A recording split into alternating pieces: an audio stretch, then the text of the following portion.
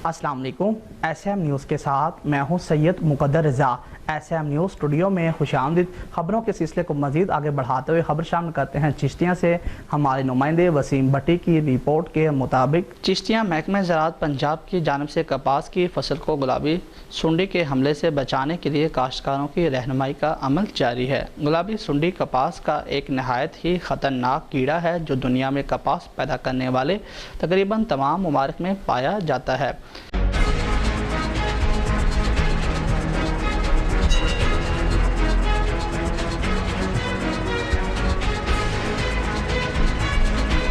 ये सुंडी सिर्फ 20 से 30% पैदावार कम ही नहीं करती बल्कि रेशे की खसूसियात पर भी असर अंदाज होती है।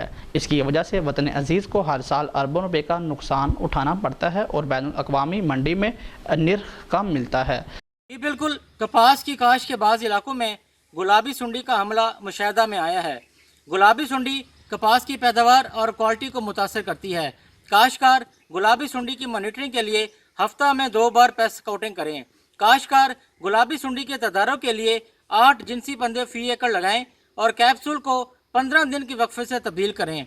100 टिंडू में से 5 में गुलाबी सुंडी की मौजूदगी नुकसान की मौशी हद है, लिहाजा काश्तकार इसके तदारुक के लिए माहिरीन के मशवरे से आला क्वालिटी की जहरें स्प्रे करें। गुलाबी सुंडी की मौसर तदारुक के लिए 4 से 5 दिन के वक्फे से जहर तब्दील करके दोबारा स्प्रे करें।